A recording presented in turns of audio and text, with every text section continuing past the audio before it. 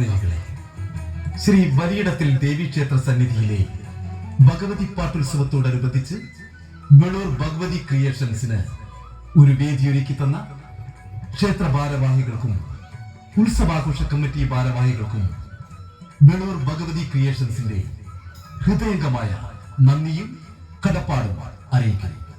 കൂടാതെ ഞങ്ങൾക്ക് വേദിയിലേക്ക് നല്ല രീതിയിൽ ശബ്ദവും വെളിച്ചവും തന്ന് സഹായിക്കുവാൻ തയ്യാറായിരിക്കുന്ന ശില്പ ലൈറ്റ് ആൻഡ് സൗണ്ട്സിനും അതിന്റെ വിദഗ്ധരായ സൗണ്ട് എഞ്ചിനീയർമാർക്കും ഭഗവതി ക്രിയേഷൻസിന്റെ ഹൃദയംഗമായ നന്ദിയും കടപ്പാടും അറിയിക്കുന്നു.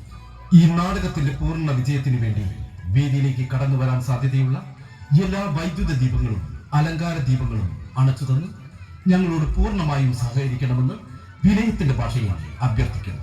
കൂടാതെ ഈ നാടകം ആസ്വദിക്കുവാനെത്തിയ ഈ നാട്ടിലെ നല്ലവരായ എല്ലാ ഭക്തജനങ്ങൾക്കും ഞങ്ങളുടെ സ്നേഹസ്വാഗതം. ഈ പുണ്യഭൂമിയിൽ കുടികൊള്ളുന്ന മഹാചൈതന്യത്തെ സാക്ഷിയാക്കിയ വെളൂർ ഭഗവതി ക്രിയേഷൻസ് അഭിമാന പുരസ്സരം കാഴ്ചവെക്കുന്നു. പൊൻചിലമ്പ്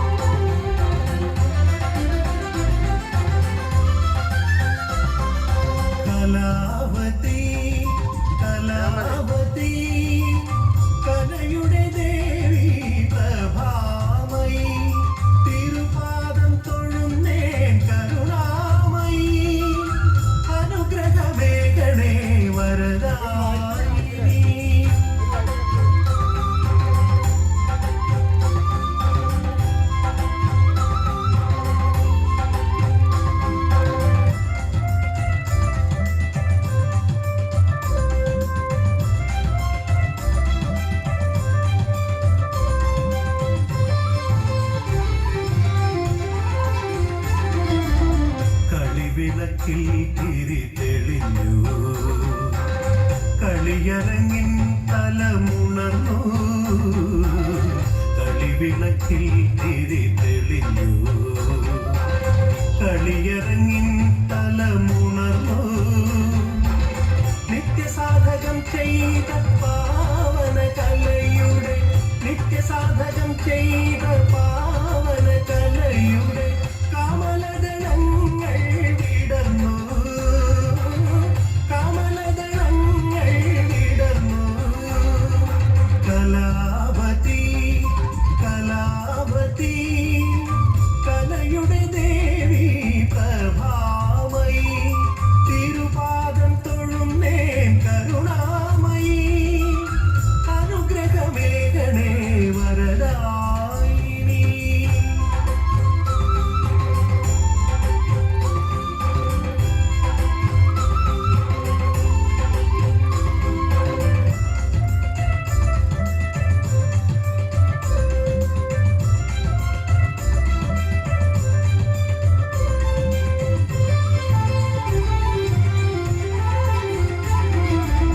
കളിക്കാർ ചമയങ്ങൾ അണിഞ്ഞു, കളിയരങ്ങിൽ തൊട്ടു നമിച്ചു.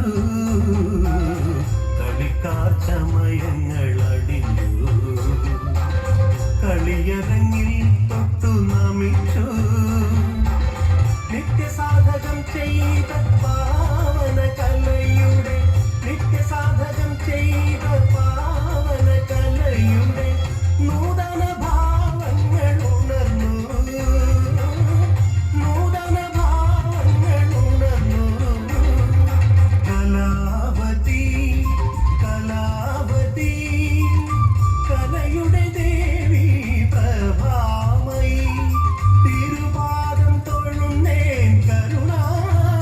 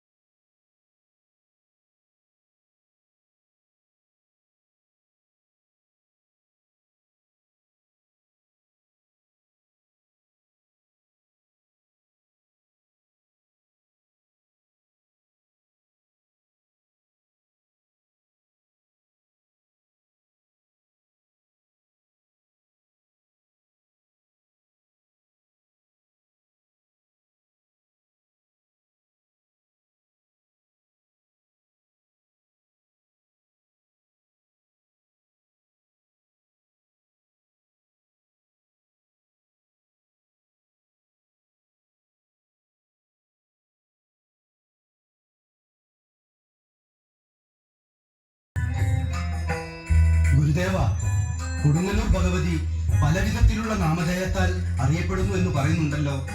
വളരെ ശരിയാണ് താങ്കൾ പറഞ്ഞത്. വിവിധങ്ങളായ നാമധേയത്താൽ അറിയപ്പെടുന്നുണ്ടെങ്കിലും ഭക്തന്മാർക്ക് അനുഭവത്തിൽ ഒന്നു തന്നെയാണ് കൊടുങ്ങല്ലൂർക്കാവും ശ്രീ കുടുംബക്ഷേത്രവും ശ്രീ ലോകാംബിക ഭഗവതി ക്ഷേത്രവും. ഇവയൊക്കെ ഒന്നു തന്നെയാണ്. കൊടുങ്ങല്ലൂർ അമ്മയെ ആവാഹിച്ച് മറ്റു ക്ഷേത്രങ്ങളിൽ പ്രതിഷ്ഠിച്ചിട്ടുണ്ട് എന്ന് പറയുന്നതിൽ സത്യമുണ്ടോ? ഉണ്ട്.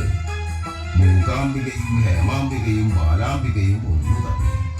കൊടുങ്ങല്ലൂരിൽ നിന്നും ഭഗവതിയെ ആവാഹിച്ചു കൊണ്ടുപോയി കൊല്ലൂർ, പാലക്കാട്, കല്ലേക്കുളങ്ങര എന്നിവിടങ്ങളിൽ പ്രതിഷ്ഠ നടത്തിയെന്നാണ് വിശ്വാസം. ഇങ്ങനെ പ്രതിഷ്ഠ നടത്തിയ വേറെയും ക്ഷേത്രങ്ങളുണ്ടോ? ഉണ്ട്. കേരളത്തിലെ 64 ഭഗവതി ക്ഷേത്രങ്ങളുടെ മാതൃക്ഷേത്രമായാണ് കൊടുങ്ങല്ലൂർ ക്ഷേത്രം അറിയപ്പെടുന്നത്.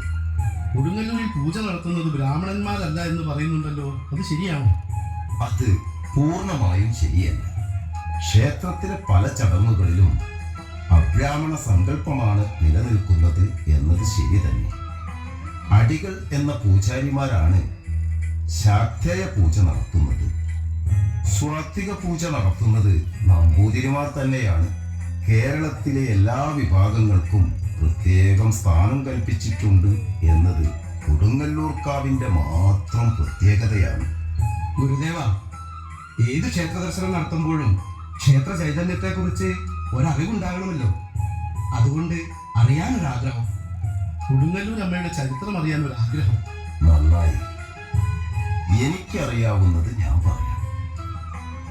വായ്മൊഴിയായും വരമൊഴിയായും എനിക്ക് കിട്ടിയ അറിവുകൾ തുലവും തുച്ഛമാണ്. അറിവിന്റെ ആഴക്കടലാണ് ഭഗവതി. എത്ര പറഞ്ഞാലും അറിഞ്ഞാലും തിരിയില്ല. ലോകം കാൽക്കീഴിലാക്കാനുള്ള അമിതമായ ആഗ്രഹം ഇന്നത്തെ മനുഷ്യരെപ്പോലെ തന്നെ അക്കാലത്തും ഉണ്ടായിരുന്നു. ദേവന്മാരും അസുരന്മാരും ഇക്കാര്യത്തിൽ വ്യത്യസ്തരായിരുന്നില്ല. ദാരുമതിയുടെ പുത്രനായ ദാരികനും അങ്ങനെയൊരു അസുരനായിരുന്നു.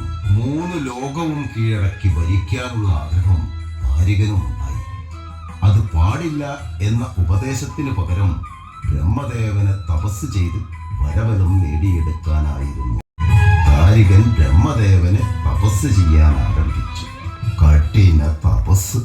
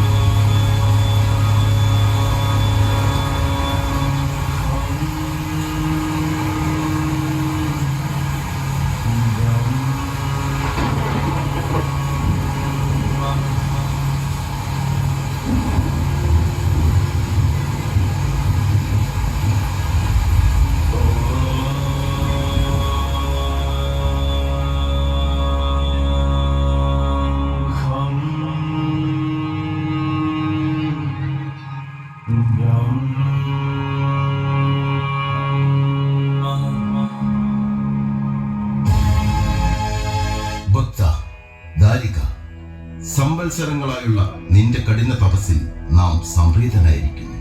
പറയൂ, വേനലും വസന്തവും വർഷവും നിരവധി കടന്നുപോയിട്ടും അചഞ്ചലമായ മനസ്സോടെ കഠിന തപം ചെയ്ത് നമ്മെ പ്രത്യക്ഷപ്പെടുത്തിയത് എന്തിനാണ്? ഭഗവാനെ, സകല ചരാചരങ്ങളെയും സംരക്ഷിക്കുന്ന അവിടുന്ന് ഈ ഉള്ളവരെയും കൈവിടരുതേ. എന്റെ മനസ്സും ശരീരവും വത്സരങ്ങളായി ഭഗവാനിൽ അർപ്പിച്ചിരിക്കുന്നു. തപസ്സിനിടയിലെ പല പരീക്ഷണങ്ങളും അടിയനെ തെല്ലും അലോസരപ്പെടുത്തിയിട്ടില്ല. കാറ്റായും മഴയായും കനലായും വന്ന ദുഷ്ടശക്തികളിൽ നിന്നും അടിയൻ രക്ഷപ്പെട്ടത് ഞാൻ ഉപാസിക്കുന്ന അങ്ങയോടുള്ള അചഞ്ചലമായ ഭക്തിയാണ്. ഇഷ്ടബലം തന്ന് അടിയനെ അനുഗ്രഹിക്കണം. എല്ലാം നമുക്കറിയാം. അടിയുറച്ച വിശ്വാസത്തോടെ ഉറച്ച മനസ്സുമായി പ്രാർത്ഥിക്കുന്നവരെ നാം കൈവടിയില്ല.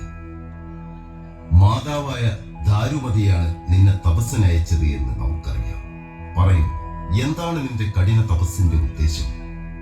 ആശ്രിത വത്സല, എന്നെ എന്നെ എന്നെ ചിരഞ്ജീവിയാക്കാൻ അനുഗ്രഹിക്കണം. ചിരഞ്ജീവിയോ? ജനനമുണ്ടെങ്കിൽ മരണവുമുണ്ട്. മരണത്തെ മറികടക്കാൻ മരണദേവന് പോലും സാധിക്കും. മറ്റെന്തെങ്കിലും വരം ചോദിച്ചുകൊള്ളു. എങ്കിൽ പുരുഷനായി പിറന്നവരാൽ എനിക്ക് മരണമുണ്ടാകരുത്. ശരി, അടുത്തത്? 10,000 ആനകളുടെ കരുത്ത് എനിക്ക് തന്ന് അനുഗ്രഹിക്കണം. ശരി, സമ്മതിച്ചിരിക്കും. ഇനിയുമുണ്ടോ ആവശ്യങ്ങൾ? ഉണ്ട്. എന്റെ ശരീരത്തിൽ നിന്നും ഭൂമിയിൽ പതിക്കുന്ന ഓരോ രക്തത്തുള്ളിൽ നിന്നും 1000 ദാരികന്മാർ പുനർജനിക്കണം. 1000 തുള്ളി നിണം നിന്റെ ദേഹത്ത് നിന്നും മണ്ണിൽ വീണാൽ കോടിക്കണക്കിന് ദാരികന്മാർ പുനർജനിക്കണം. കൊള്ളാം നിന്റെ ആഗ്രഹം. നീ ആഗ്രഹിച്ച എല്ലാ വരങ്ങളും നൽകി നിന്നെ നാം അനുഗ്രഹിക്കുന്നു. പക്ഷേ നന്മ പുലരാൻ മാത്രമേ ഈ കഴിവ് നീ പ്രയോഗിക്കാവൂ. ഇന്നു മുതൽ ദാരികൻ എന്ന നീ രക്തബീജൻ എന്ന പേരിൽ അറിയപ്പെടും. മംഗളം ഭവിക്കട്ടെ. നന്ദി ബ്രഹ്മദേവ, നന്ദി. എന്റെ ശക്തി ഇപ്പോൾ തന്നെ പരീക്ഷിച്ചറിയാൻ ഉയർത്തിയെടുക്കാം. ഇവിടെയാണെങ്കിൽ പ്രതിയോഗിയായി ആരുമില്ല. സാക്ഷാൽ ബ്രഹ്മദേവനുമായി ഞാൻ ഏറ്റുമുട്ടിയാലോ? രക്തബീജ, അസുരനായ നിന്നിൽ നിന്നും ഇതിലപ്പുറവും നാം പ്രതീക്ഷിച്ചതാണ്. ഞാനുമായിട്ടുള്ള ഒരു യുദ്ധം പിന്നീട് തീരുമാനിക്കാം. തഥാസ്തു. അധിക ശക്തിയും അധികാരവും കൈവന്നാൽ അഹങ്കാരം തലയ്ക്ക് പിടിക്കും. പിന്നെ താനൊരു വിഷസർപ്പമാണെന്നും മുന്നിലുള്ളതെല്ലാം വെറും പുഴുക്കളാണെന്നുമുള്ള ചിന്ത ഒരിക്കലും നന്നല്ല. അത് അവന്റെ നാശത്തിന്റെ വാതിൽ തുറക്കും.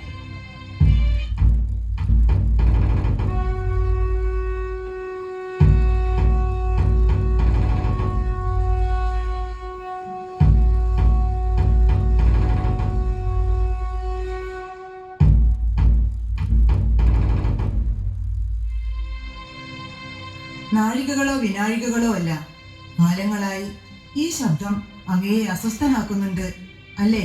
തീർച്ചയായും. പക്ഷേ എന്തു ചെയ്യണമെന്ന് നമുക്കൊരു രൂപവുമില്ല. ഈ പർവ്വതപുത്രിയുടെ വാക്കുകൾ അങ്ങ് തള്ളിക്കളയില്ലെങ്കിൽ ഞാനൊന്നു പറയാം. മനോദരി കേഴുന്നതും പ്രാർത്ഥിക്കുന്നതും അവളുടെ ഭർത്താവിന്റെ ജീവന് വേണ്ടിയാണ്. പക്ഷേ ദാരികനിൽ നിന്നും ലോകത്തെ രക്ഷിക്കേണ്ടത് നമ്മുടെ കടമയല്ലേ? ബ്രഹ്മാവിൽ നിന്നും വരബലം നേടിയ ദാരികൻ എന്തൊക്കെ വിനാശമാണ് ലോകത്തിന് വരുത്തി വെച്ചിരിക്കുന്നത്. അത് കണ്ടില്ലെന്ന് നടിക്കാൻ പറ്റാത്തതിനാലാണ് നമ്മുടെ മകൾ ഭദ്രകാളിയെ ദാരിക നിഗ്രഹത്തിനായി നാം നിയോഗിച്ചത്. ഭദ്രകാളിയുടെ വിജയം ലക്ഷ്യത്തോട് അടുക്കുമ്പോഴാണ് ദാരികന്റെ പത്നി മനോദരിയുടെ പ്രാർത്ഥന നീ എന്നിലേക്ക് അയക്കുന്ന ഒരായുധമാക്കുന്നത്. നോക്കൂ, അങ്ങയുടെ മുഖമൊന്ന് വാടിയാൽ എനിക്കുണ്ടാകുന്ന മനോവ്യത എത്രയാണെന്ന് അങ്ങേക്കറിയില്ലേ? അപ്പോൾ സ്വന്തം ഭർത്താവ് മരണമുഖത്താണെന്നറിയുന്ന ഒരു ഭാര്യയുടെ വേദന എനിക്ക് മനസ്സിലാകും. മതി മതി, നിർത്തു പാർവതി. നിന്റെ മനോവ്യഥ ഞാൻ തിരിച്ചറിയുന്നു. പക്ഷേ ദാരികവധം അനിവാര്യമാണ്. അതിനാണ് ഭദ്രകാളിയെ ഞാൻ സൃഷ്ടിച്ചതും. മനോദരിയുടെ മനോധൈര്യത്തിനായി ഇത് നൽകൂ. നമ്മുടെ വിയർപ്പ് തുള്ളികളാണിത്. ഇത് മനുഷ്യന്റെയോ അസുരന്റെയോ ദേവന്മാരുടെയോ ആരുടെ ദേഹത്തു തളിച്ചാലും അവർ മനോദരിയുടെ സഹായികളാണ്. വിയർപ്പ് തുള്ളികൾ ദേഹത്തു വീണാൽ വേണ്ടതെല്ലാം അവർ മനോദരിക്ക് നൽകും. ശത്രുവിന്റെ മേൽ തളിച്ചാൽ ശത്രുവിന് ആപത്ത് വരും. അത് മറക്കണ്ട, ഇത് മനോദരിക്ക് നൽകും. നന്ദി ഭഗവാനെ. ഒരു പതിവ്രതയുടെ നിലവിളി അങ്ങ് മനസ്സിലാക്കിയല്ലോ. നാം ഇത് ഉടനെ മനോദരിക്ക് എത്തിച്ചു കൊടുക്കാം. എത്രയും വേഗം ഇത് മനോദരിക്ക് എത്തിച്ചു കൊടുക്കൂ.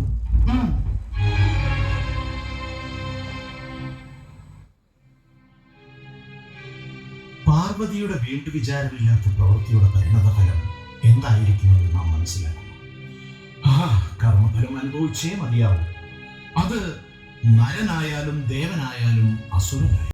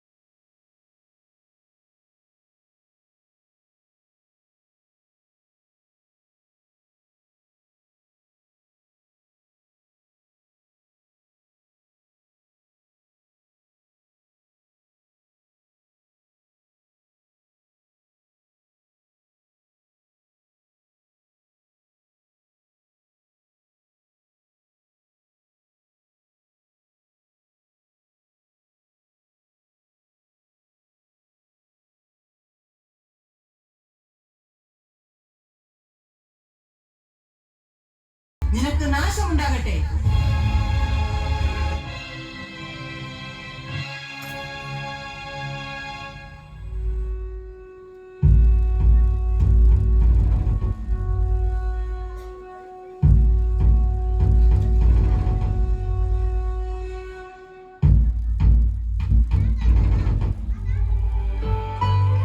എന്തു പറ്റി ദേവ, ഒരു വിഷാദം? അങ്ങയുടെ നല്ല മനസ്സിന് മുന്നിൽ നാം നമിക്കുന്നു. അങ്ങയുടെ സ്വേദത്തുള്ളികൾ മനോധരി നന്മയ്ക്കായി ഉപയോഗപ്പെടുത്തും.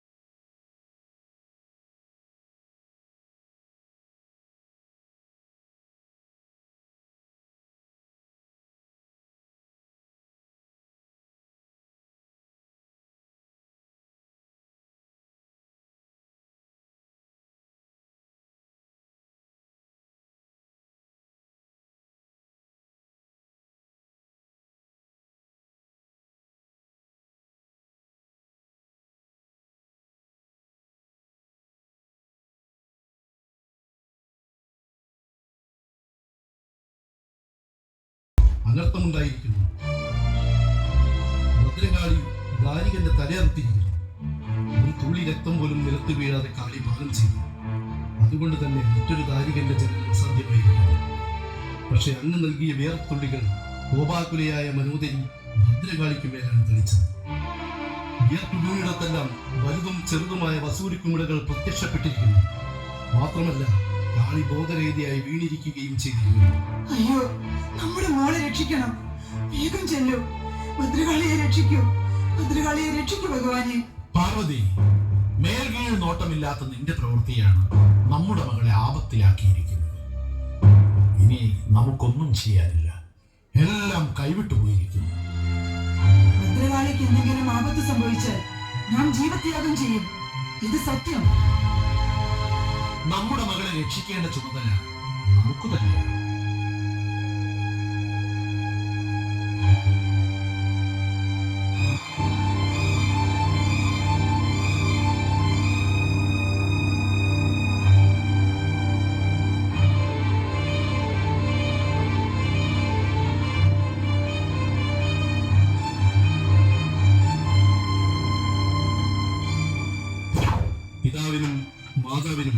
എന്റെ മംഗളം.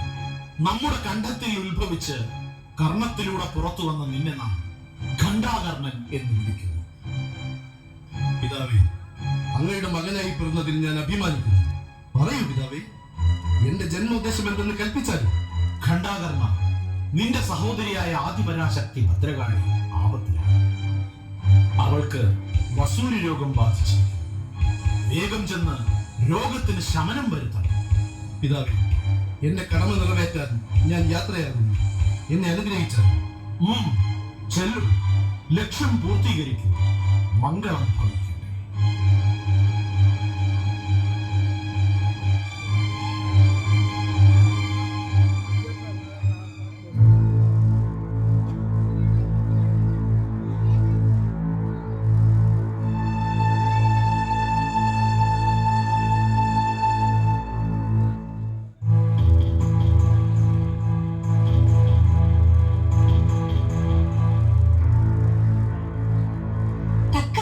പിതാവ് നിന്നെ അയച്ചതിനാൽ ഞാൻ രക്ഷപ്പെട്ടിരിക്കുന്നു. എന്റെ മുഖത്തുള്ള വസൂരിക്കലകൾ എനിക്ക് അലങ്കാരമായിരിക്കട്ടെ. സഹോദരി, പിതാവിന്റെ ആജ്ഞപ്രകാരം എന്റെ കടമയാണ് ഞാൻ ചെയ്തത്. ദാരികനെ നിഗ്രഹിച്ച് ലോകത്തിന് രക്ഷയേകിയ ലോകേശ്വരിയായ ഭദ്രകാളിയെ, താങ്കളെ ഏറ്റവും നികൃഷ്ടമായ രോഗത്തിനടിമയാക്കിയ മനോദരിയെ കൊല്ലാൻ എന്റെ കൈകൾ ധരിക്കുന്നു. കണ്ടാവർണ്ണ, എല്ലാം ലോകരക്ഷയ്ക്കായി നമ്മുടെ പിതാവിന്റെ അഭീഷ്ടപ്രകാരം നടന്നതാണ്. മനോദരിയെ പിടിച്ചുകെട്ടി പിതാവിന്റെ മുന്നിൽ എത്തിക്കൂ. അതാണ് വേണ്ടത്. ചെല്ലു. ഒപ്പം ഞാനുമുണ്ട് കൈലാസത്തിലേക്ക്.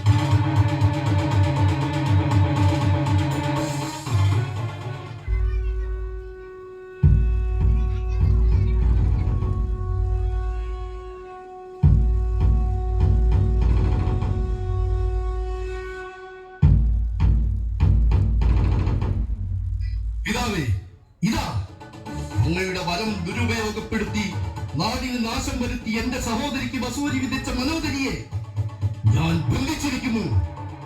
എന്റെ സഹോദരിക്ക് രോഗം നൽകിയതിന് ഒരു ചെറിയ ശിക്ഷ മനോദരിക്ക് ഞാൻ നൽകിക്കഴിഞ്ഞു. ഇനി ശിരച്ഛേദം തന്നെ നടത്തണമെങ്കിലും പിതാവ് കൽപ്പിച്ചാൽ ഞാൻ അതും ചെയ്യും. മകനെ, കാലാകാലങ്ങളിൽ സംഭവിക്കാനുള്ളത് സംഭവിക്കും. മനോദരിയെ സ്വതന്ത്രയാക്കാം. മകളെ ഭദ്രകാളി, കാലിക നിഗ്രഹത്തിലൂടെ 3 ലോകത്തെയുമാണ് നീ രക്ഷിച്ചത്. നിന്റെ കടമ പൂർത്തിയായിട്ടില്ല. നിന്റെ അവതാര ലക്ഷ്യമാണ് പൂർത്തിയായത്. സഹോദര സമേതനായി കൊടുങ്ങല്ലൂരിൽ കുടികൊണ്ട് ഭക്തകോടികളുടെ കണ്ണീരൊപ്പാൻ നാം നിന്നെ അയക്കുന്നു. നാമുമൊപ്പമുണ്ടാകും. മനോദരി, നീയും ഖണ്ഡാകർണനോടും ഭദ്രകാളിയോടും ഒന്നിച്ച് കൊടുങ്ങല്ലൂരിൽ വേണം. മനുഷ്യർക്ക് വസൂരി രോഗം ബാധിച്ചാൽ അവരുടെ സഹായത്തിന് നീയുമുണ്ടാകും. മഞ്ഞൾപ്പൊടിയും കുരുമുളകും ക്ഷേത്ര മതിൽക്കെട്ടിനകത്ത് ആര് വിതറിയാലും അവരുടെ വസൂരി രോഗം നീ മാറ്റിക്കൊടുക്കണം. വസൂരിമാല എന്ന പേര് നിനക്ക് നാം നൽകുന്നു. പുറപ്പെട്ടോളൂ ഭദ്രകാളി. ഇന്നു മുതൽ സഹോദര സമേതനായി കൊടുങ്ങല്ലൂരിൽ വാഴും. മംഗളം ഭവിക്കും.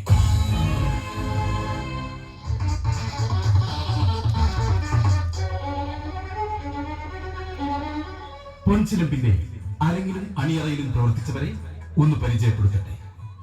ഗാനരചന സുബ്രഹ്മണ്യൻ മലയിൽ, സംഗീതം മുഖം വിജയൻ, ആലാപനം അമൽ കുന്നമംഗലം, ശബ്ദലേഖനവും പശ്ചാത്തല സംഗീതവും രാജീവ് കൗതുകം, ചമയം രവി പൈമ്പ്ര, പ്രശാന്ത് പടതിൽ, വസ്ത്രാലങ്കാരം വിനോദ് പുളിയശ്ശേരി, പുണ്യ പ്രകാശ്, ദീപനിയന്ത്രണം MP രാജ്, ശബ്ദനിയന്ത്രണം ബിനേഷ് പായൻവീട്ടിൽ, രംഗസംവിധാനം പ്രകാശൻ ചിത്തുകടവ്, രംഗസജ്ജീകരണം സലീഷ് ചിത്തുകടവ്, സുരേഷ് ചന്ദ്രമോഹൻ പുള്ളാവൂർ, രംഗോപകരണങ്ങൾ രാകേഷ് ചെറുവാടി, സുഭാഷ് വെള്ളൂർ, സാങ്കേതിക സഹായം നിത്യൂഷ് കൊയിലാണ്ടി, ബിപിൻ ദാസ് വെള്ളൂർ, കളിയരങ്ങ് കുന്നമംഗലം, OTV ചൂലൂർ. കഥാപാത്രങ്ങൾക്ക് ശബ്ദം നൽകിയത് വിജയൻ കാരന്തൂർ, രാജേഷ് നെച്ചൂളി, ഹരീഷ് കൊടുവള്ളി, സ്മിതേഷ് ആശ്രയം, രാജീവ് കീച്ചേരി, ഡോളി ബാബുജി, രജനി രതീഷ്.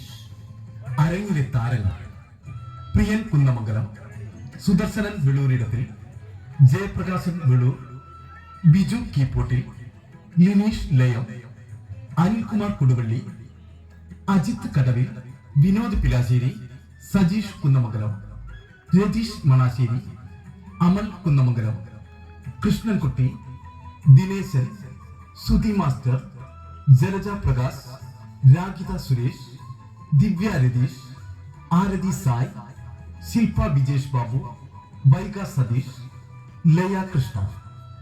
വേഷം രാജേഷ് നെച്ചൂരി. നാടകരചനയും സംവിധാനവും സോപാനം ബാബുരാജ്.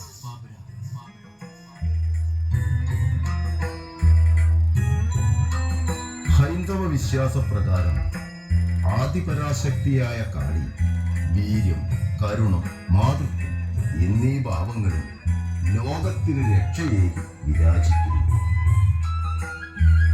മരണഭയത്തെ ഒഴിവാക്കാൻ കാളിയെ ഉപാസിക്കുകയും മഹാമാരി, മഹാരോഗം എന്നിവയിൽ നിന്നും രക്ഷ നേടാനും ലോകേശ്വരിയെ ഉപാസിക്കുന്നു. ഭദ്രകാളി എന്ന പേരിൽ കാളി എന്താണ് എന്ന് മനസ്സിലായി. ഭദ്ര എന്നത് എന്താണെന്നൊരു സംശയം. ഇതിൽ ഒരു സംശയവും വേണ്ട. ഭദ്രമായി ചേർത്ത് പിടിക്കുന്ന അമ്മ എന്ന് മാത്രമാണ് ഭദ്രകാളി എന്ന വാക്കിന്റെ അർത്ഥം. രൗദ്രമൂർത്തി എന്ന സങ്കല്പത്തിലാണ് ചിലർ കാളിയെ ആരാധിക്കുന്നത്. അഭദ്രങ്ങൾ അകറ്റി മംഗളവും സൗഖ്യവും തരുന്ന മംഗളരൂപിണിയാണ് ഭദ്രകാളി. ഗുരുദേവ, കൊടുങ്ങല്ലൂർ അമ്മയാണ് ഭദ്രകാളി എന്നാണല്ലോ അങ്ങ് പറഞ്ഞത്. പക്ഷേ പതിവ്രതയായ കണ്ണകിയാണ് കൊടുങ്ങല്ലൂർ അമ്മ എന്നും പറഞ്ഞു കേൾക്കുന്നുണ്ടല്ലോ. ഏതാണ് സത്യം? നിന്റെ സംശയം ന്യായമാണ്. ഇതിനു പിന്നിലും ഒരു കഥയുണ്ട്. കാവേരി പൂമ്പട്ടണത്തിലെ മാനായിക്കന്റെ മകളായിരുന്നു കണ്ണകി. മികച്ച ഒരു കലാകാരിയായിരുന്നു. വലിയ ധനികന്റെ ഓമനപുത്രിയായി വളർന്ന കണ്ണകിയുടെ നൃത്തത്തിന്റെ അരങ്ങേറ്റം സ്വന്തം ഭവനത്തിൽ മാതാപിതാക്കന്മാരുടെയും ഗുരുവിന്റെയും സാന്നിധ്യത്തിൽ നടത്താൻ തീരുമാനിച്ചു.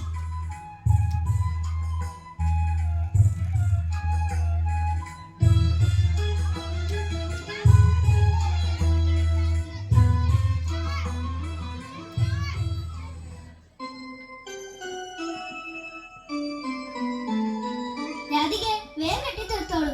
കണ്ണങ്കിയത്ത വരുമ്പോഴേക്കും കെട്ടിത്തീർത്തില്ലെങ്കിൽ ചെവിക്ക് പിടിക്കും.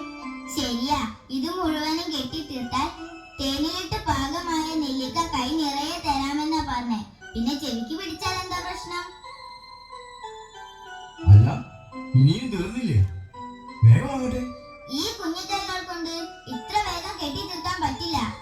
വലിയ തിരക്കുണ്ടെങ്കിലേ കാര്യക്കാരൻ തന്നെ കെട്ടിക്കോളൂ. അയ്യോ, ഞാനോ? എനിക്കാണെങ്കിൽ പിടിപ്പത് പണിയുണ്ട്. ഈ വലിയ വീട്ടിന്റെ അകത്തും പുറത്തുമുള്ള കാര്യങ്ങൾ മുഴുവൻ നോക്കണ്ടേ? പാചകപുരയുടെ ഒരു മേൽനോട്ടക്കാരനുണ്ട്, വരുണൻ. വരുണദേവനെന്നാ അവന്റെ വിചാരം. ഒരു കാര്യവും നേരെ ചൊവ്വ ചെയ്യില്ല. എന്നെ വിളിച്ചോ? ഓ, വരുന്നുണ്ട് പാചകപുരയുടെ മേൽനോട്ടക്കാരൻ. പക്ഷേ അവൻ തീറ്റയുടെ മേൽനോട്ടക്കാരനാ. എത്ര തിന്നാലും മതിയാകില്ല അവന്. എന്നെ പുകഴ്ത്തി സംസാരിക്കാനല്ലേ ഞാൻ കേട്ടു. പക്ഷേ 4 നേരം മൃഷ്ടാന്ന ഭോജനം നടത്തണമെങ്കിൽ എന്റെ മേൽനോട്ടം തന്നെ വേണം. അത് മറക്കരുത്. ഓ, വലിയ മേൽനോട്ടക്കാരൻ തന്നെ. എത്ര തിന്നിട്ടും മേലതൊന്നും കാണുന്നില്ലല്ലോ. മുളകുറ്റിയില് ഈയ നിറച്ചതുപോലെ. ഈയ നിറച്ച മുളങ്കുറ്റി ഇതുവരെയായിട്ടും കണ്ടിട്ടില്ലായിരുന്നു അല്ലേ ഗോപികേ? അതെ, ഇപ്പൊ കാണാൻ പറ്റി. അല്ല പിള്ളേരെ, നിങ്ങൾക്ക് നിങ്ങളുടെ വീട്ടിൽ ഒരു പണിയില്ലേ? പാഠശാലയിലൊന്നും പോകാതെ മാല കെട്ടി കളിക്കുക. ഞങ്ങളെ പാഠശാലയിലെ ഒരിക്കൽ ജ്വരം 2 ദിവസം ചെല്ലണ്ടാന്ന് പറഞ്ഞു. വരുണ, നീ വെറും വരുണൻ, വരുണദേവനല്ല. തൽക്കാലം നീ പാചകപ്പുരയും പാചകക്കരയും ഭരിച്ചാ മതി. നല്ല കാര്യായി. എന്റെ ഉഷാർ കൊണ്ട് തന്നെയാ കൊട്ടാരം പോലത്തെ ഈ വീട്ടിലെ അംഗങ്ങൾക്കും പുറംപണിക്കാർക്കും ആശ്രിതന്മാർക്കൊക്കെ വയറ് നിറയെ 3 നേരം ഭക്ഷണം കിട്ടുന്നത്. ഈ നരന്തുകൾക്ക് തന്നെ വേണം ഇടങ്ങഴി അരിയുടെ ചോറും കറിയും. എന്റെ വരുണ, നീയൊന്ന് പാചകപ്പുരയിലേക്ക് ചെല്ല്. ഇന്ന് കാവേരി പൂമ്പട്ടണം ദേശത്തെ കോവലനും കൂട്ടരും ഉച്ചഭക്ഷണത്തിനുണ്ടാവും. 3 തരം പായസം അടക്കമുള്ള സദ്യ വേണമെന്നാണ് വല്യമ്മന് പറഞ്ഞിരിക്കുന്നത്. ഇന്ന് കണ്ണകിയക്കയുടെ പാട്ട് നൃത്തവും ഉണ്ട്. അക്കയ്ക്ക് മുടിയിൽ ചാർത്താനാ ഞങ്ങൾ മാല കെട്ടുന്നത്. ഓ, അത് ശരി. കണ്ണകിയുടെ നൃത്തം കാണാനായിരിക്കും കോവലൻ പരിവാര സമേതനായി വരുന്നത്. അങ്ങനെ വരട്ടെ. ഞാനേ ഇനി ഇവിടെ നിന്നാ ശരിയാകില്ല. പാചകപ്പുരയിലേക്ക് ചെല്ലട്ടെ. കാര്യക്കാരാ, ആരാ ഈ കോവലൻ? കാവേരി പൂമ്പട്ടണത്തിലെ ഏറ്റവും വലിയ വ്യാപാരിയാണ് കോവലൻ. രാജ്യം മുഴുവൻ യാത്ര ചെയ്ത് കച്ചവടം നടത്തുന്ന കോവലൻ കുറച്ചു ദിവസം നമ്മുടെ ദേശത്തുണ്ടാവും. ചെല്ലുന്ന നാട്ടിലെ ഏറ്റവും സമ്പന്നമായ ഗൃഹത്തിലാണ് കോവലൻ താമസിക്കുന്നത്. കണ്ണകി മോളുടെ പിതാവ് തന്നെയാണ് ഇവിടേക്ക് അതിഥിയായി ക്ഷണിച്ചിരിക്കുന്നത്. നമ്മുടെ ആതിഥ്യം സ്വീകരിച്ച് ഇന്നിവിടെ തങ്ങിയിട്ടേ കോവലനും കൂട്ടരും നാളെ പുലർച്ചയ്ക്ക് നാട്ടിലേക്ക് പോകും. ഓ, ഞാനിതൊക്കെ ആരോടാ പറയുന്നത്? ഞാൻ പോവുക.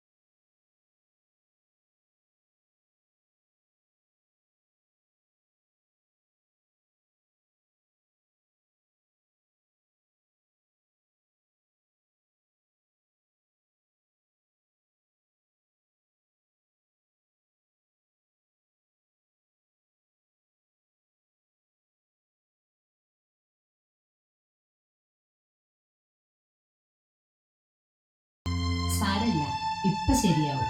ക്ഷീണം കൊണ്ടാണെന്ന് തോന്നുന്നു. അയ്യോ, ആരാ നിങ്ങൾ?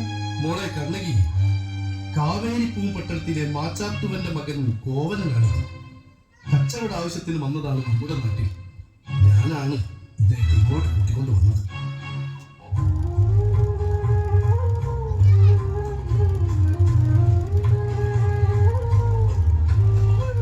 കോവല, ഇത് എന്റെ മകളാണ് കണ്ണകി. മാതാവും പിതാവും കഴിഞ്ഞാൽ എന്റെ മോൾക്ക് ഏറ്റവും പ്രിയം നൃത്തത്തോടും സംഗീതത്തോടുമാണ്. 2 ദിവസം കൂത്തു കാണാൻ ഉറക്കം വിളിച്ചതിന്റെ പരിണിത ഫലമാണ് ഈ ക്ഷീണം. മോള് പോയി വിശ്രമിച്ചോളൂ. ഇന്നത്തെ ദിവസം മോശമായി പോയി അല്ലേ? ആദ്യമായി എന്റെ വീട്ടിൽ വന്നിട്ട് ഇങ്ങനെയൊരു ചുറ്റുപാടിൽ. അതൊന്നും സാരമില്ല. കണ്ണകിയുടെ നൃത്തം മനോഹരമായിരുന്നു. എനിക്ക് വളരെ ഇഷ്ടമായി. പണമുണ്ടാക്കാനുള്ള പഴക്കം പാച്ചിലിനിടയിൽ ഇത്തരം നൃത്തങ്ങളും പാട്ടുകളുമാണ് ഏക ആശ്വാസം. ഭക്ഷണം തയ്യാറായിരിക്കുന്നു. എല്ലാവരും ഊട്ടുപുരയിലേക്ക് വന്നോളൂ. വരൂ, ഭക്ഷണം കഴിക്കാം.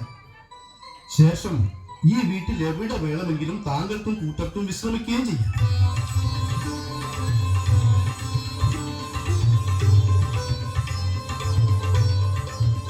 എടോ വരുണ, കാര്യം ഞാൻ ഇവിടുത്തെ കാര്യക്കാരനൊക്കെ തന്നെയാണ്.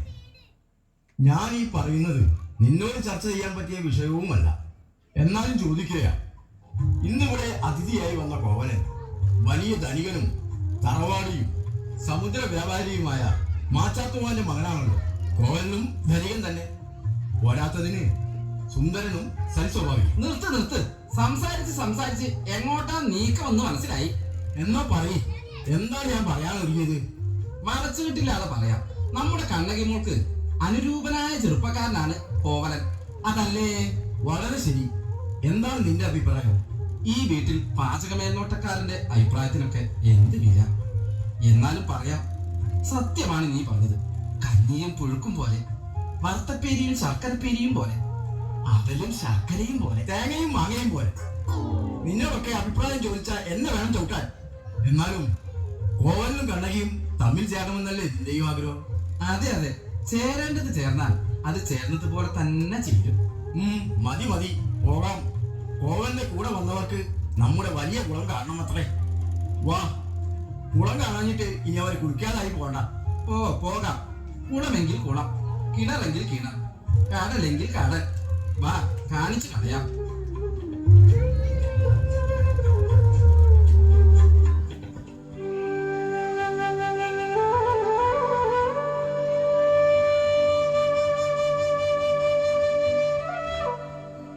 അങ്ങയുടെ വിശ്രമം കഴിഞ്ഞോ? കച്ചവടക്കാരായ ഞങ്ങൾക്ക് വിശ്രമം കുറവാണ്. എന്തേ അങ്ങനെ ചോദിക്കാൻ? അയ്യോ, ഞാനൊരു ശല്യായോ? ഹേയ്, ശല്യമോ? നൃത്തം പോലെ തന്നെ മനോഹരിയാണ് ഈ നർത്തകിയും. മയങ്ങി വീണുകൊണ്ടാണ് ആദ്യ ദർശനമെങ്കിലും ഈ സുന്ദര പുഷ്പത്തെ ഞാൻ ആരാധിച്ചു പോയി. ആരെങ്കിലും കേൾക്കും. ആരെങ്കിലും കേട്ടാലേ കുഴപ്പമുള്ളൂ. എന്നാ ആരും കേൾക്കാതെ തുറന്നങ്ങ് പറയാം. എനിക്ക് കണ്ണകി ഇഷ്ടമാണ്. ജീവിത സഖിയാക്കിയാൽ കൊള്ളാമെന്നുണ്ട്. എന്താ കണ്ണകിയുടെ അഭിപ്രായം? കലാസ്വാദകനും സുന്ദരനുമായ അങ്ങയെ ഇഷ്ടപ്പെടാത്തവരാരാണുണ്ടാവുക? പക്ഷേ ഞാൻ എന്താ ഇപ്പൊ പറയാ? എൻ്റെ മാതാപിതാക്കന്മാർ നിശ്ചയിക്കുന്ന ഒരു പുരുഷനുമായേ എനിക്കൊരു മംഗല്യ ജീവിതം ഉണ്ടാകൂ. അത്രയേ ഉള്ളൂ. ഈ പക്ഷേ കേട്ട് ഞാനങ്ങ് പേടിച്ചു പോയി. ഈ സുന്ദര പുഷ്പം വല്ല ചിത്രശലഭത്തെയും മുറിച്ചോ എന്ന് ഞാൻ ഭയന്നു. മാതാപിതാക്കളുടെ സമ്മതം വാങ്ങാൻ എന്റെ പിതാവിനെ ഞാൻ ഇങ്ങോട്ട് അയക്കാം. നാളെ പോയാൽ ഇനി എന്ന് കാണാൻ പറ്റും? ചടങ്ങ് തെറ്റിക്കില്ല. പെണ്ണ് കാണലിനായി ഞാനും ബന്ധുക്കളും ഉടനെ വരും. അമ്മ അന്വേഷിക്കും. ഞാൻ പോട്ടെ. ശരി.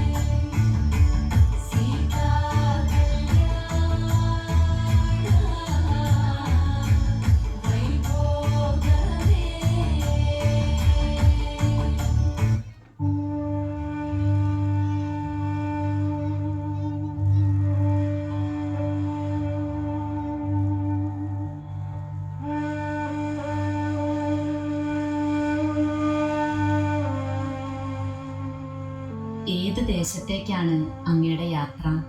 നാടിന്റെ നാനാദിക്കിലും സഞ്ചരിച്ച് കച്ചവടം നടത്തുന്ന ഞാൻ ഏത് ദിക്കിലെന്ന് പറയാനാകില്ല. ചീനയിൽ നിന്നും ഒരു 10 മാരി നിറയെ തുണിത്തരങ്ങൾ അടുത്ത വാരത്തിലെത്തുന്നുണ്ട്. അത് നമുക്കുള്ളതാണ്. മറിച്ചു വിറ്റാൽ നമുക്ക് കിട്ടുന്നത് ലക്ഷക്കണക്കിന് വരാഹങ്ങളാണ്. എല്ലാം എന്റെ കണ്ണകിയുടെ ഭാഗം. എത്ര നാൾ കഴിഞ്ഞാലാണ് തിരിച്ചെത്തുക? ആഴ്ചകൾ, ചിലപ്പോൾ മാസങ്ങൾ.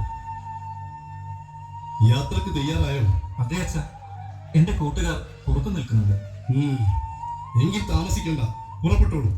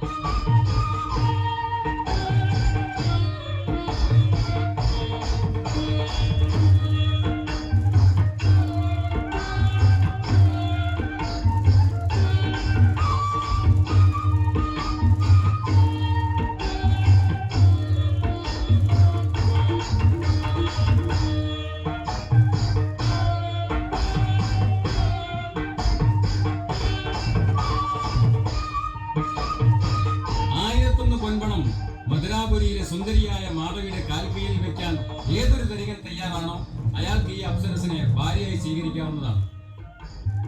1001 പൊൻപണം ഞാൻ നൽകാം. മാധവി എന്റെ ഭാര്യയാകണം. 2001 പൊന്ന്, 4000 പൊന്ന്, 4000 പൊന്ന്, 4000 പൊന്ന്, 10,000 പൊന്ന്, 10,000 പൊൻപണം ഞാൻ നൽകാം. ഈ സുന്ദരി എന്റെ സ്വന്തമാണ്. 10,000 പൊന്നോ? സ്വബോധത്തോടെയാണോ സംസാരിക്കുന്നത്? അതെ, 10,000 പൊൻപണം. അതിൽ കൂടുതൽ നൽകാൻ കഴിവുള്ളവനാണ്. പറഞ്ഞ പൊൻപണം തന്ന് ഈ സുന്ദരിയായ നർത്തകിയെ ഞാൻ സ്വന്തമാക്കുന്നു. മാധവി, ഇനി മുതൽ എന്റെ മുന്നിൽ മാത്രമേ നൃത്തം ചെയ്യൂ. തീർച്ചയായും മാധവി വാക്കുമാറ്റില്ല. എന്റെ പരിചാരകന്മാരും ഭൃത്യന്മാരും ഒഴികെ ബാക്കിയുള്ളവർക്ക് പോകാം. നിങ്ങളും പോയിക്കോളൂ. ആ പിന്നെ, ഞാൻ ഇവിടെയാണെന്ന കാര്യം നാട്ടിലോ വീട്ടിലോ ആരും അറിയരുത്. മനസ്സിലായല്ലോ? പോയിക്കോളൂ. ഒരു രാജകുമാരനെ പോലെ ശോഭിക്കുന്ന അങ്ങ് ആരാണെന്ന് പറഞ്ഞില്ല. നല്ല തമാശ തന്നെ. ആളാരാണെന്ന് അറിയില്ല, പക്ഷെ സ്വന്തമാണ്. ആണത്തത്തോടെ 10,000 പൊൻപണം നീട്ടി എന്നെ സ്വന്തമാക്കാൻ തയ്യാറായവൻ എന്തായാലും സാധാരണക്കാരനല്ല എന്ന് എനിക്ക് തോന്നി. പറയൂ, അങ്ങ് ആരാണ്? ചോള തലസ്ഥാനമായ കാവേരിപ്പൂം പട്ടണത്തിലെ സമുദ്ര വ്യാപാരിയായ മാച്ചാത്തുവനാണ് എന്റെ പിതാവ്. അതേ നാട്ടിലെ ജ്ഞാനേശ്വരി മാതാവ്. ഞാനും ഒരു വ്യാപാരിയാണ്. മാധവിയെ സ്വന്തമാക്കാൻ നൽകിയ 10,001 പൊൻപണമൊന്നും കോവലന് ഒരു നഷ്ടമല്ല, മറിച്ച് ലാഭമാണ്. മാതാപിതാക്കളെ പരിചയപ്പെടുത്തിയ കൂട്ടത്തിൽ ഒരാളെ മനഃപൂർവ്വം വിട്ടുപോയി. വിട്ടുപോയോ? ആരെ? ഇത്ര വേഗം മറന്നോ? പതിവ്രതയായ സുന്ദരിയെ, കണ്ണകിയെ. അതെങ്ങനെ മാധവി? അറിഞ്ഞു എന്നല്ലേ? അതാണ് മാധവി.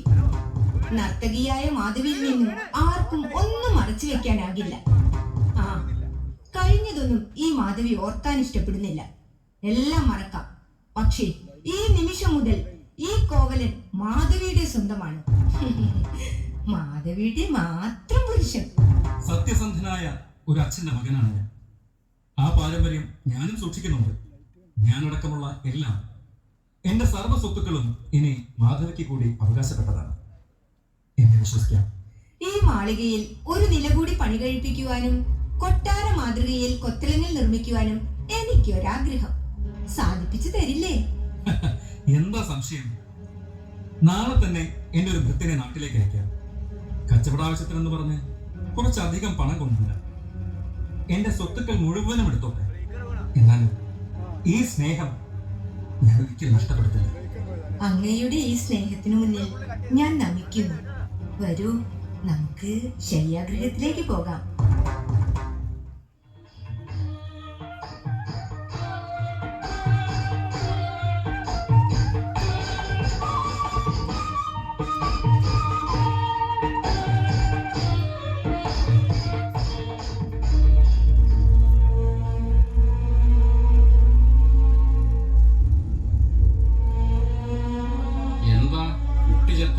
പോലെ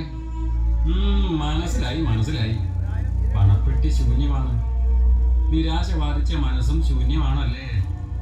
പൊന്നും പണവും തന്നെയാണല്ലോ ബന്ധത്തിന് ആടുകൂട്ടുന്നത്. എന്റെ അനുഭവം അതാണ്. നമ്മൾ ഇതെത്ര കണ്ടിരിക്കുന്നു. എന്താ പറഞ്ഞത്? പറയാൻ ഒരുപാടുണ്ട്, പക്ഷെ പറയില്ല. പറയാൻ അവകാശമില്ല. എന്താ നിനക്ക് ഒരുപാട് പറയാൻ? തൽക്കാലം പുറത്തു പോകൂ. എന്താ ഇന്നും പുറത്തൊന്നും പോകുന്നില്ലേ? ഓ, വലിയ കച്ചവടം ചെയ്യുന്ന വലിയ അച്ഛന്റെ അതിലും വലിയ മകൻ എങ്ങനെ ജീവിക്കാനാ തീരുമാനം? ഒന്ന് ഞാൻ പറയാം, എന്നെ ഏൽപ്പിച്ച പൊന്നും പണവുമെല്ലാം കഴിഞ്ഞിരിക്കുന്നു. പണത്തിന് വേറെ വല്ല വഴിയും നോക്കൂ. ഞാൻ പിന്നെ എന്ത് വേണം? എല്ലാം ഈ ഗൃഹം മൂടി പിടിപ്പിക്കാനും മാളിക പണിയാനും ചെലവഴിച്ചില്ലേ? ഓഹോ, എല്ലാം തെറ്റായി പോയെന്ന് ഇപ്പോൾ തോന്നുന്നുണ്ടോ? ആര് തടഞ്ഞു വെച്ചിരിക്കുന്നു? മതിയായെങ്കിൽ തിരിച്ചു പോകാം. വെറുതെ തീറ്റിപ്പോറ്റാൻ എനിക്ക് പറ്റില്ല. മാധവി, നീ തന്നെയാണ് ഈ പറയുന്നത്? എനിക്കിത് കിട്ടണം. വൃദ്ധരായ മാതാപിതാക്കളെയും പതിവൃതയായ എന്റെ പ്രിയ പത്നിയെയും വഞ്ചിച്ചതിനുള്ള ശിക്ഷയായിരിക്കും. പിടിച്ചു വെച്ചിരിക്കുന്നു. മറക്കാൻ പറ്റാത്തവരെ പോയി കണ്ടോളൂ. തിരിച്ചു വരുമ്പോൾ ഈ പടിപ്പുര അടഞ്ഞു തന്നെ ഇരിക്കും. കോവലൻ എന്ന നിങ്ങളുടെ മുന്നിൽ പിന്നെ അത് തുറക്കില്ല. യക്ഷിയാണ് നീ, മനുഷ്യരക്തം മൂത്തി കുടിക്കുന്ന രക്തയക്ഷി. ഇറങ്ങിപ്പോകാൻ ഞാൻ പറയേണ്ടി വരും. വേണ്ട, ഞാൻ ഇറങ്ങിക്കോളാം. പക്ഷേ നിന്റെ ധനവും ആരോഗ്യവുമെല്ലാം നിന്റെയും മണിമാളികയിലെ പട്ടുകിടക്കയിൽ ഉപേക്ഷിച്ചിട്ടാണ് ഞാൻ പോകുന്നത്. നിന്റെ മരണം വരെ എന്റെ ശാപം നിന്നെ പിന്തുടരും. ആ പടിപ്പുരവാതിൽ അടച്ചേക്കൂ. ഭിക്ഷക്കാരെ പോലും അകത്തു കയറ്റേണ്ട.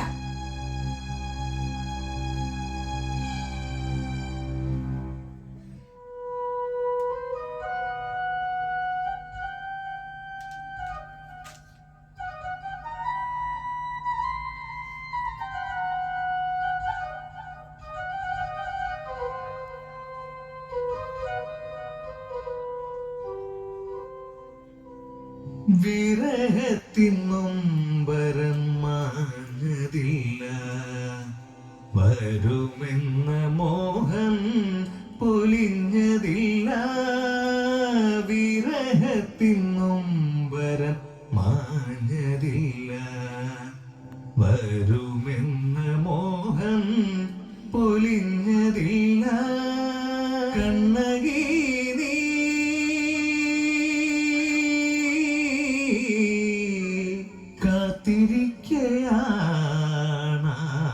കാത്തിരിക്കയാണാദ്രയായി കാന്തനാം പ്രിയമൻ കോവലരെ. വിരഹത്തിനൊമ്പരം മാഞ്ഞതില്ല, വരുമെന്ന മോഹം പൊലിഞ്ഞതില്ല. കളിച്ചിരിയില്ലാതെ കാലം കുതിക്കവേ കണ്ണയച്ചിരിപ്പു നീ കാതരയായി. കളിച്ചിരിയില്ലാതെ കാലം കുതിക്കവേ കണ്ണയച്ചിരിപ്പു നീ കാതരയായി. ചിത്തത്തിലായിരം ചിന്തകൾ പൂവിട്ടു വാടിക്കരിഞ്ഞതു കൊഴിഞ്ഞിടുന്നു. ചിത്തത്തിലായിരം ചിന്തകൾ പൂവിട്ടു വാടിക്കരിഞ്ഞതു കൊഴിഞ്ഞിടുന്നു. വിരഹത്തിനൊമ്പരം മാഞ്ഞതില്ല, വരുമെന്ന മോഹം പൊലിഞ്ഞതില്ല. മോളെ, നീ വിഷമിക്കണ്ട. അവൻ ജീവിച്ചിരിക്കുന്നു എന്നത് തന്നെ വലിയ സമാധാനമല്ലേ? എന്നാലും സകല സ്വത്തുക്കളും ആ നർത്തകിക്ക് വേണ്ടിയാണ് ചെലവഴിച്ചതെന്ന് ഓർക്കുമ്പോൾ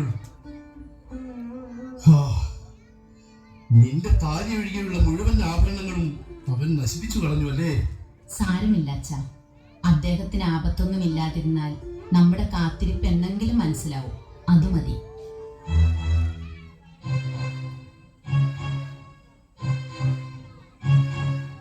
എന്താ ഇനിയും പണത്തിനും പൊന്നിനുമായാണോ പറഞ്ഞു വെച്ചിരിക്കുന്നത്? എന്നാ കേട്ടോളൂ, ഇനിയൊന്നും ബാക്കിയില്ല. അവന്റെ ഭാര്യയായ ഈ പാവത്തിന്റെ കണ്ണീരും പ്രാർത്ഥനയും അല്ലാതെ ഇനിയൊന്നും ബാക്കിയില്ല. അദ്ദേഹത്തിന് സുഖം തന്നെയല്ലേ? സുഖം അതൊക്കെ എന്നേ അവസാനിച്ചിരിക്കുന്നു. പൊന്നും പണവും ഇനിയും കിട്ടുകയില്ലെന്ന് തിരിച്ചറിഞ്ഞ മാധവി കോവലിനെ ആട്ടിപ്പുറത്താക്കി.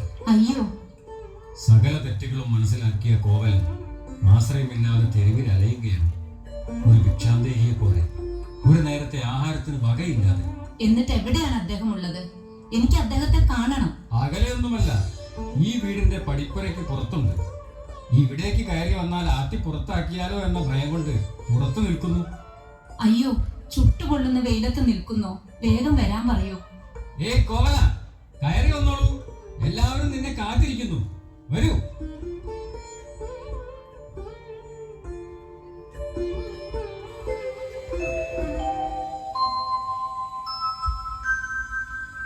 കണ്ണകി, തെറ്റു പറ്റിപ്പോയി. എന്റെ ആത്മാർത്ഥതയ്ക്ക് ശുദ്ധി സംഭവിച്ചു. നിന്റെ സ്നേഹത്തിന്റെ ആഴം ഞാൻ തിരിച്ചറിഞ്ഞില്ല. മനം മയക്കുന്ന മാധവിയാണ് യഥാർത്ഥ സ്ത്രീയെന്ന് ഞാൻ ചിന്തിച്ചു, തെറ്റിദ്ധരിച്ചു. നീ എനിക്ക് മാപ്പ് തരില്ലേ?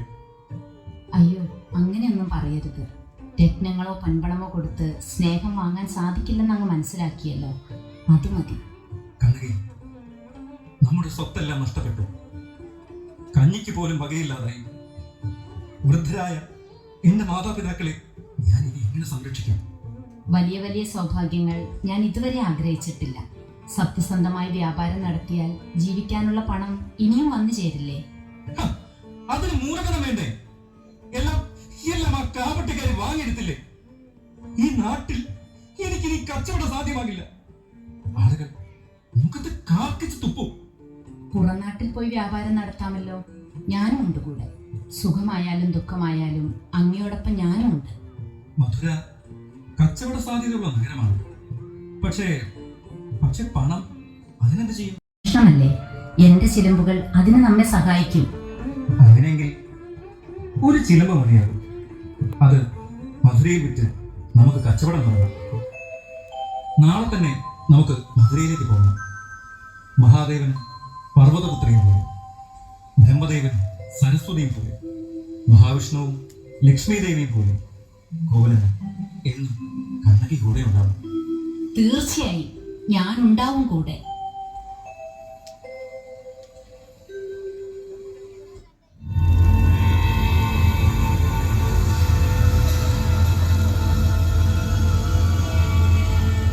ഇവിടെയൊന്നും കണ്ട് പരിചയം തോന്നുന്നില്ലല്ലോ. ഞാനൊരു പുറംനാട്ടുകാരനാണ്. കച്ചവടാവശ്യത്തിനായി കുറച്ച് പണം വേണ്ടി വന്നിട്ട് ഈ ചിലമ്പ് വിറ്റ് കുറച്ച് പണം നേടണം. അതിനെന്താ, ഞാൻ ഈ നഗരത്തിലെ സ്വർണ വ്യാപാരിയാണ്. അതെനിക്ക് തന്നോളൂ. ന്യായമായ വില ഞാൻ തരാം. നന്നായി. ഇത് വിൽക്കാൻ വേണ്ടി അലയേണ്ടി വന്നില്ലല്ലോ.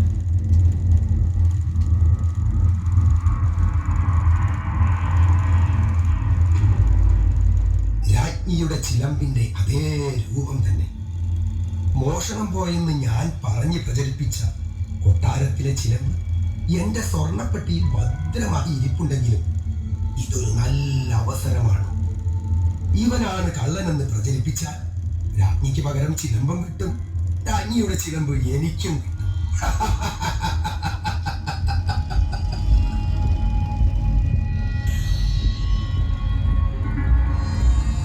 അല്പസമയം ഇവിടെ വിശ്രമിക്കൂ. ഞാൻ പണവുമായി ഉടനെ വരാം.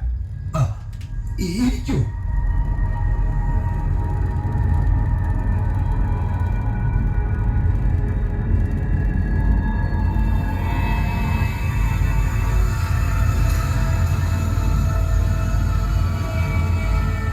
പിടിച്ചു തിരുമേനി, പിടിച്ചു. റാണിയുടെ ചിലമ്പ് മോഷ്ടിച്ചവൻ അത് വിൽക്കാൻ എന്റെ പണിശാലയിൽ തന്നെ വന്നുപെട്ടു. അവനെ ഞാൻ സൂത്രത്തിൽ ശാലയിൽ ഇരുത്തിയിട്ടുണ്ട്. ശരിയാണ് തിരുമനസേ, ഇത് റാണിയുടെ ചിലവ് തന്നെ. ഇതാ നോക്കൂ. അപ്പോൾ തട്ടാൻ കള്ളനല്ല. ആരെവിടെ?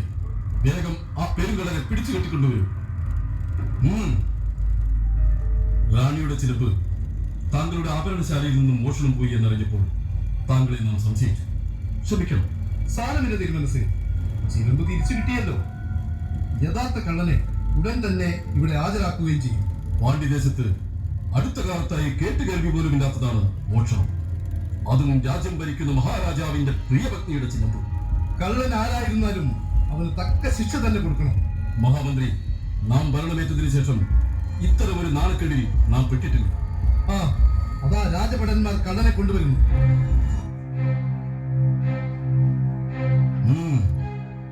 നീങ്ങി നിൽക്കൂ, നാം ഒന്ന് കാണട്ടെ. ഈ വീഴ്ച ഇവന്റെ നാട്യമാണ് തിരുമേനി. വേഗം വേഗം ഇവന് ശിക്ഷ കൊടുത്താലും. എന്താ നിന്റെ നാമധേയം? നാഗപട്ടണത്തിലെ പട്ടണവും ഗ്രാമവും പിതാവും മാതാവും ഒന്നും നമുക്കറിയാത്ത പേര് പറയൂ. കോവലൻ. വളരെ നല്ല പേര്, പക്ഷെ സ്വഭാവം കള്ളന്റെ. ഞാൻ എന്ത് മോഷ്ടിച്ചെന്നാ ഈ പറയുന്നത്? ഓടിക്കുന്നു. അതും നെടുംചേരിയ രാജാവിന്റെ എന്റെ മുന്നിൽ? മന്ത്രി വേണ്ട. മോഷണം മാത്രമാണോ നിന്റെ തൊഴിൽ?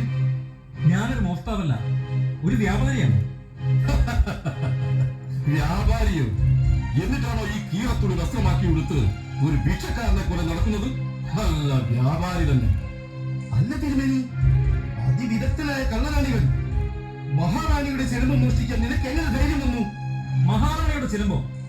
എന്റെ കയ്യിൽ നിന്ന് പിടിച്ചെടുത്തിരിക്കുന്നത് മഹാറാണിയുടെ ചിലമ്പല്ല, എന്റെ പ്രിയ ഭാര്യയായ കണ്ണകിയുടെ ചിലമ്പാണ്. പ്രിയ ഭാര്യയോ? അപ്പോൾ അത്ര പ്രിയമല്ലാത്ത ഭാര്യ വേറെയും ഉണ്ടോ? ഉണ്ട് മഹാമന്ത്രി. കാവേരി പൂമ്പട്ടണത്തിലെ പ്രസിദ്ധയായ നർത്തകി മാധവി. ഓഹോ, മാധവിയുടെ വലയിൽപ്പെട്ടാൽ ഒരു ചിലമ്പല്ല, ചിലമ്പുകൾ തന്നെ മോഷ്ടിക്കേണ്ടി വരും. എന്നെ വിശ്വസിക്കൂ, ഞാൻ കള്ളനല്ല. നിർത്ത് നിന്റെ വിടുവായിത്തം. ആണായി പിറന്ന ഒരുത്തൻ പോലും നേരിട്ട് കൊമ്പ് കോർക്കാൻ ധൈര്യപ്പെടാത്ത നാട്. ആ നാട്ടിലാണ് ഇത് നടന്നിരിക്കുന്നത്.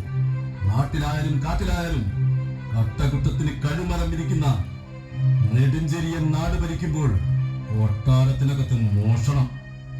ഇവൻ ശരിക്കും രാജദ്രോഹിയാണ്. വിചാരണയോ വിളിച്ചു ചോദ്യമോ ഇല്ലാതെ ശരീരവും ശിരസും രണ്ടായി ഛേദിച്ച് കോട്ടമൈതാനത്ത് കുന്തമനയിൽ കോർത്തു നിർത്തുകയാണ് വേണ്ടത്. ഋഷികേശ, കുറ്റപത്രം വായിക്കുക. പാണ്ഡ്യദേശം വാഴും നെടുഞ്ചേരിയൻ കൊട്ടാരത്തിൽ ആരും പേരുമറിയാതെ നുഴഞ്ഞു കയറി മഹാറാണി പേരഴകി തമ്പുരാട്ടിയുടെ തങ്കച്ചിലമ്പുകളിൽ ഒന്ന് കട്ടകുറ്റം ചെയ്ത കാവേരി പട്ടണത്തിൽ മാഞ്ചാത്തുവന്റെ മകൻ കോവലനെ ഹാജരാക്കിയിരിക്കുന്നു. വിചാരണയില്ലാതെ ഈ കള്ളനെ ശിക്ഷിക്കാവുന്നതാണ്. മറ്റൊരു വിചാരണയോ വിധിയോ ഇനിയില്ല. കോവലൻ എന്ന ഈ പെരുങ്കള്ളനെ കഴുകറ്റുക. മരണം വരെ കഴുമരത്തിൽ കിടന്ന് തൂങ്ങിയാടട്ടെ ഇവന്റെ ശരീരം.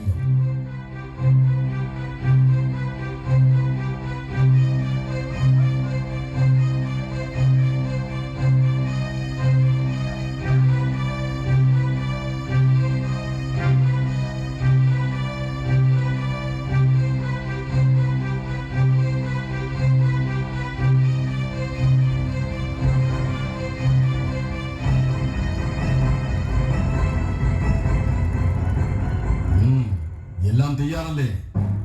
കാലങ്ങളോളം പുഴയിൽ പൂഴ്ത്തിവെച്ച് പദം വരുത്തിയ കാട്ടാഞ്ഞിരി കൊണ്ട് കെട്ടിപ്പടച്ച കഴുമരം, സ്വർണ്ണ നിറമാർന്ന ചകിരിയിൽ പശയും കാട്ടുവള്ളികളും സമം ചേർത്ത് മെനഞ്ഞ ആള് പിടിച്ചാലും ആന പിടിച്ചാലും പൊട്ടാത്ത കൊലക്കയർ. കാലവിളംബമില്ലാതെ കഴിവേറ്റണം ഈ കള്ളൻ കോവലനെ. ഇത് അനീതിയാണ്, അധർമ്മമാണ്. അടിയനൊന്നും കത്തിട്ടില്ല. നീതിക്കും ന്യായത്തിന് പേര് കെട്ട മധുരാപുരിയിലെ നെടുഞ്ചേരിയുടെ ധർമ്മസംഹിതയാണോ ഇത്? ഒന്നും അറിയാത്തൊരു നിരപരാധിയെ ഊഹാഭോഗത്തിന്റെ കൊലക്കയറിൽ കെട്ടിത്തൂക്കുന്നതോ ന്യായം? അടിയൻ ഇന്നോളം ചെയ്ത നന്മകളാണ്. ജനിപ്പിച്ച മാതാവ് ജ്ഞാനേശ്വരിയാണ്. സത്യമല്ലാത്ത മറ്റൊന്നും പഠിപ്പിച്ചിട്ടില്ലാത്ത പിതാവ് മാച്ചാത്തവനാണ്. പതിവൃതിയായ എന്റെ പ്രിയ ഭാര്യ കണ്ണകിയാണോ സത്യം? അടിയൻ ഒരു തെറ്റും ചെയ്തിട്ടില്ല. ഇത് വിചാരണയല്ല, വിധി നടപ്പാക്കും ഇടമാണ്. മറ്റൊന്നും ചെയ്യാനില്ലെങ്കിൽ പ്രാർത്ഥിക്കാം. കള്ളന്റെ മുഖം മറയ്ക്കുക. അല്ലയോ മഹാരഥികളെ, ഞാൻ കൈകൂപ്പി പ്രാർത്ഥിച്ച എന്റെ ദൈവങ്ങളെ, നിസ്സഹായന്റെ നിലവിളിയാണ് ലോകത്തിന്റെ ശാപമെങ്കിൽ ഉള്ളു ചുട്ടുപഴുത്ത ഒരു നിരപരാധിയുടെ നിലവിളി നിങ്ങളുടെ പരമ്പരകളെ തന്നെയും പിന്തുടരും. ഇത് ഗതികേടിന്റെ നരകത്തിൽ ചവിട്ടി നിന്ന് ഒരു ദയനീയനായ മനുഷ്യന്റെ ശാപം. കൊലക്കയർ അണിയിക്കൂ.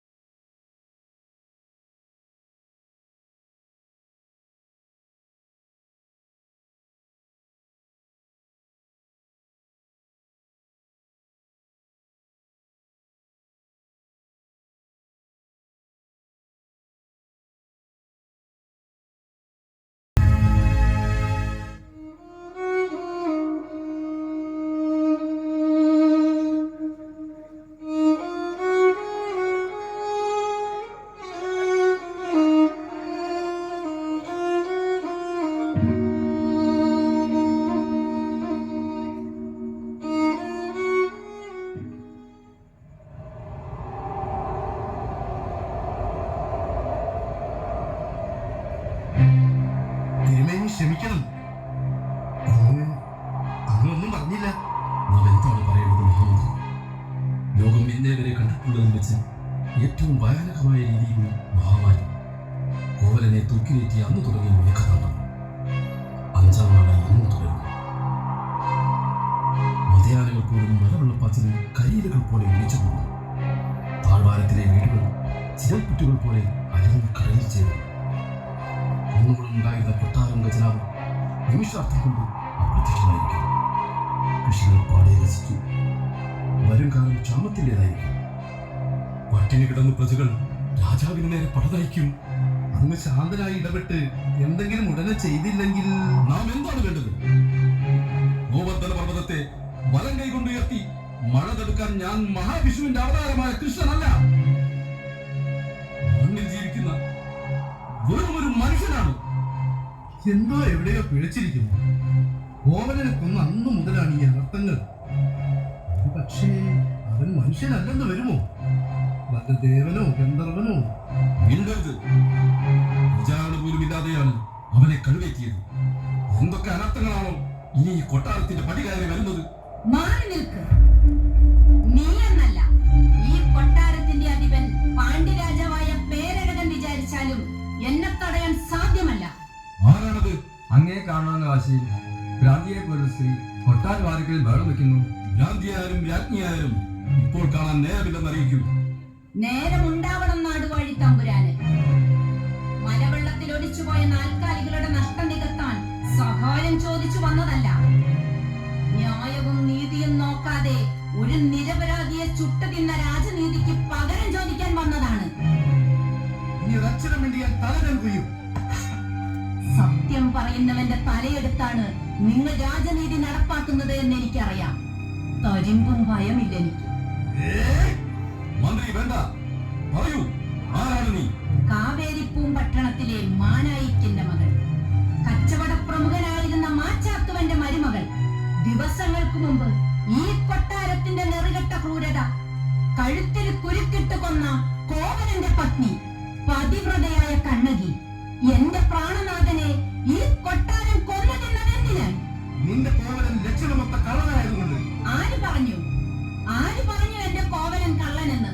തെളിവെന്ത്? മോഷണം പോയ പൊഞ്ചിലമ്പ് വിൽക്കാൻ കൊണ്ടുവന്നപ്പോഴാണ് അവനെ പിടികൂടിയത്. വേറെ തെളിവെന്തിനാണ്? ആ ചിലപ്പ് മഹാറാണിയുടേതല്ല, എന്റേതാണ്. ഞാൻ പറയുന്നത് കളവെങ്കിൽ ആ ചിലമ്പിന്റെ ഇടച്ചിലമ്പ് എവിടെ? ഇതിന്റെ പകുതിയല്ലേ കോവലനിൽ നിന്നും പിടിച്ചെടുത്തത്? തമ്പുരാനെ, ഇതെന്റെ പിതാവ് എനിക്ക് സമ്മാനിച്ചതാണ്. അതെങ്ങനെ ശരിയാകും? പൊതിഞ്ഞ പെണ്ണിന് 3000-ഉം അകത്ത് വെച്ച മുത്തുകൾക്ക് ലക്ഷോപലക്ഷം പൊൻപണവും വിലയുണ്ട്. ഒരു പ്രജയ്ക്ക് ഇത് വാങ്ങാൻ ഒരിക്കലും കഴിയില്ല. ചതിയന്മാരെ, രാജ്ഞിയുടെ ചിലമ്പിൽ മുത്തുകളാണല്ലേ? എന്നാൽ കേട്ടോളൂ, എന്റെ ചിലമ്പിൽ വിലമതിക്കാനാവാത്ത രത്നങ്ങളാണ്. ഇതോ കണ്ടോളൂ. അല്ലയോ ക്രൂരനായ നെടുഞ്ചേരിയ, ഭരിക്കുന്നവനും വിധിക്കുന്നവനും വിശ്വസ്തരല്ലാതാവുന്നതാണ് നാട് നേരിടുന്ന ഏറ്റവും വലിയ ദുരന്തം. എന്റെ കോവലൻ കാല് പിടിച്ച് കരഞ്ഞു പറഞ്ഞില്ലേ സത്യം? മനുഷ്യത്വത്തിന്റെ കണിക പോലും ഇല്ലാത്ത ഭരണകൂടമേ, ഒരു പാവം പെണ്ണിന്റെ ജീവിതം കണ്ണാടിപ്പാത്രം പോലെ തകർത്തു കളഞ്ഞല്ലോ.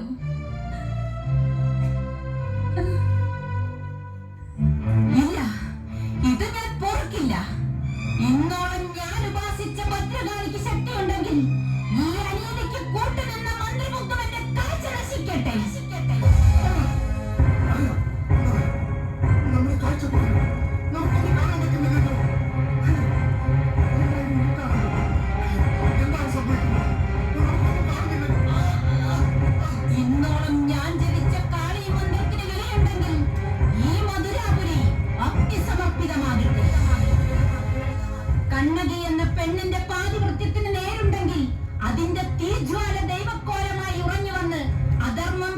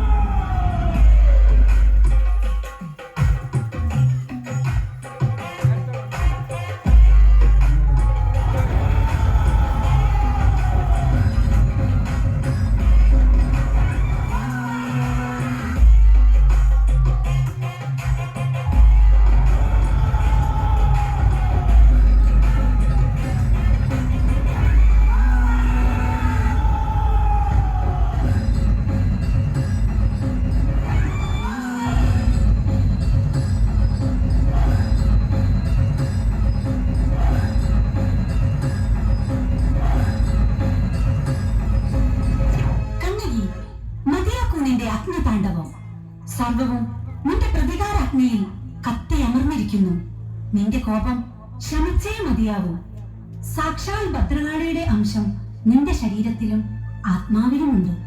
നിന്റെ ജനനത്തിൽ തന്നെ ലോകേശ്വരി കാളിയമ്മ നിന്നിൽ കൽപ്പിതമാണ്. അതാണ് നിന്റെ പാതിവൃത്യത്തിന്റെ ശക്തി ഇത്ര കഠിനമായത്. നിന്റെ അനുഗ്രഹമാണ് ഇനി മനുഷ്യർക്ക് വേണ്ടത്. അതിനായി നീ ചേരമാൻ നാട്ടിലേക്ക് ചെല്ലും. കാളിയിൽ ലയിച്ച് ഭക്തകോടികൾക്ക് അനുഗ്രഹമേകി നീ കൊടുങ്ങല്ലൂരിൽ വിരാജിക്കും. ജാതിഭേദമില്ലാതെ കോമരം തുള്ളി വരുന്നവരെയും വലുപ്പച്ചെറുപ്പമില്ലാതെ സകല മനുഷ്യർക്കും അനുഗ്രഹമേകും. മംഗളം ഭവിക്കട്ടെ.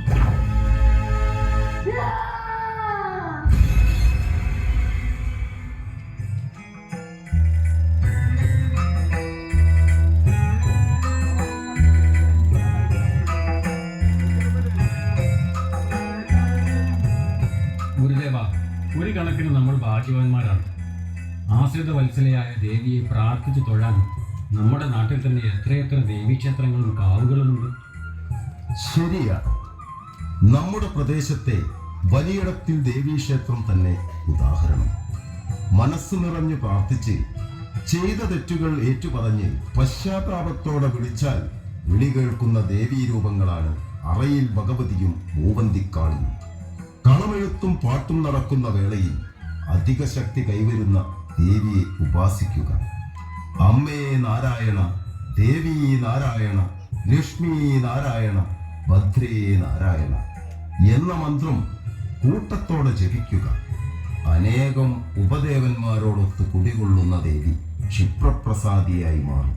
നമുക്ക് ഭജിക്കാം അറയിൽ ഭഗവതിയെയും മൂവന്തിക്കാളിയെയും.